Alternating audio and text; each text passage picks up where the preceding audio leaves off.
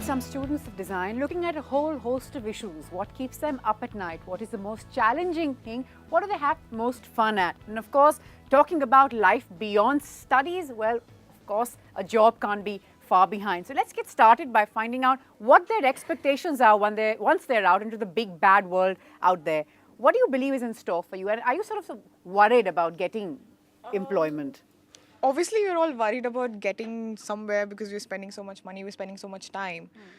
But then I think we've all chosen a course where we think we will be placed somewhere. We know that we're getting the knowledge to get somewhere. I just love that confidence. More people should hear that and sort of know that at the end of the day, somehow it will all fall into place. Yes. Design and fashion, everything, the market is coming up. So it's a bit assuring that we know that we'll, find a place because the market is growing so much. So it's on the positive side for us, actually. We are doing so much practical work instead of the theory thing, or instead of what other people do. That is a good thing for us, because when we land up somewhere in a company, we have to do it ourselves, and we are doing it already. So I'm just a foundation student. Then too, I'm confident enough that I'll get somewhere. It's okay. That's lovely. Sunita, as faculty, you should sort of be feeling very proud, and here are your students, confident and very talented, I'm sure, and very different from the others we've encountered, for whom, that job and the economy and, where are the jobs is very worrying. Is that something also that you believe sets students of design apart from say, the rest? I think because it's a very niche kind of a course that we run here, so therefore, and the retail sector is booming, we see every single day that there are people wanting to get into new clothes, styling, etc. And there's a huge demand that is existing in the market for these specialists.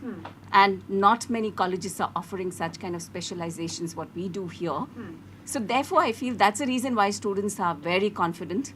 And in the past, if you look at the alumni, the kind of places that they are working at, that's another reason why they have so much of a confidence. Is there something that they should keep in mind when you sort of speak to your students and you say that, you're going to get into the job world, so you speak to your final year students, you're getting out there, you're looking for employment, you're looking for that job. Is there something the sort of separate that a design student needs to keep in mind vis-a-vis the rest? Or do you believe once you're out there looking for a job, everyone sort of has to encounter the same challenges and go through the same mix of trauma and joy? Yeah, see, as far as, what the industry has to give to all these students is similar. But the only thing I feel that in these 4 years at the undergraduate level and the 2 years at a postgraduate level that we do, I think we make them so very confident, working on their right attitude that the industry really requires them to develop. So that's the reason why the students do quite well when they go to the industry. Right, and that of course sets them apart. If you can just get the mic to ma'am. We were speaking earlier, ma'am, about the need to see design as a creative field, to see those who are pursuing it as professionals in their own right, and sort of give them the same kind of, maybe respect is the wrong word, but acknowledgement perhaps that everybody else gets. Do you believe that that's missing? Because a lot of the students feel that, very often people sort of raise their eyebrows or don't perhaps take you as seriously enough, unfortunately. It's changing. We are changing in India also. Everybody, because of the globalization, is making a difference.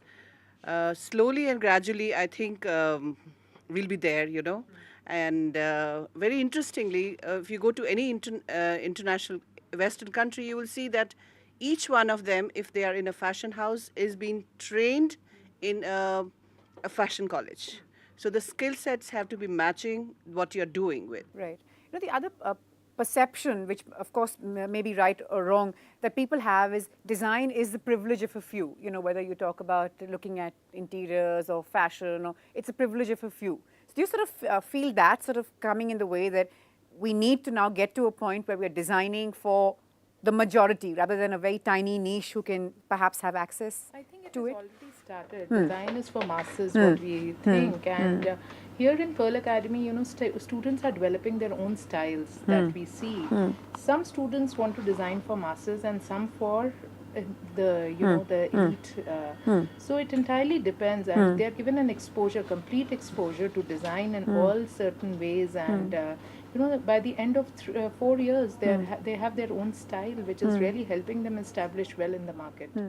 Where do you believe that we stand when we talk about design? We as a society, we as a country, where do you believe? Because there are so many takers now for courses in design. I mean, there's a new batch that's going to be passing out, their result coming up, and they're going to be passing out. And there are going to be vast numbers of them coming to, follow in your footsteps.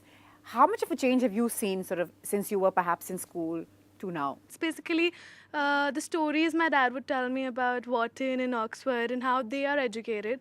And now I feel it is different because here, be it design, be it business, does not matter really. It's about your potential. It's about how confident you are. It's about how you have evolved. And I feel that, having said that, I would feel that, 1 year it's enough for me to experience the confidence, experience the will to do something, and of course, be recruited in a well-settled company. Right. Ma'am, this is of course the new 21st century student we're looking at, confident, has enough exposure and clear about what they want. Is there something about teaching them that is very different from, say, a couple of, I would imagine that just as a student, a teacher is also constantly evolving.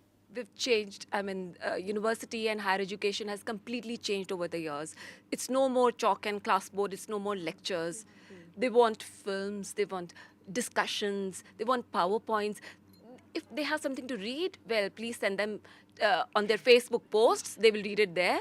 But in classroom, they want discussions. In classrooms, they want interaction. In classroom, they want to see new ads. They want to see what is happening digitally. They are far more aware. If there's something happening in Vogue USA, my students of fashion media communication, they're aware before me. And so many things you get to know about which ad won an award. From your students, right? Which ad won an award, they know it first. I guess this two-way communication and learning being really They're key, which all is perhaps over on we are moving Twitter. away They from have these their own dodgy times individual where accounts. They want e-books which they can refer when they're doing their work at 12 o'clock midnight. So no, books, e-books. Right. That's of course a sign of just how technology is suddenly the buzzword without which you can't really get anywhere. Tell me one thing, what is the one thing that you believe is critical for all those students who perhaps now will look at design, at possible courses and options? What do you believe they need to get there? I would imagine everyone can't be a student of design, and everyone doesn't want to either. But for those who want to or believe that they are the right fit for a course in design, as a student, as someone who's been there, done that, what do you believe are the requirements or, the checklist? Like? See, obviously you need to have a knack for creativity. That's the reason why, probably you actually want to pursue this course. That's one. Secondly, self-discipline has to be there because you're going to be here and like if I take my college as an example, 9 to 4, that's like a mini office, 9 to 4 you're here in college Monday to Friday. You need to be professional. You need to have your work on time. So yeah, get ready to for all the hard work that's in store for you. So you need to be motivated like from inside that I want to self-motivation, self-discipline. That really are the two key things. Yeah. I don't think so. Then there's the fear of, the job or the people telling you you're a design student. What is your future? What are you going to do? There's no money.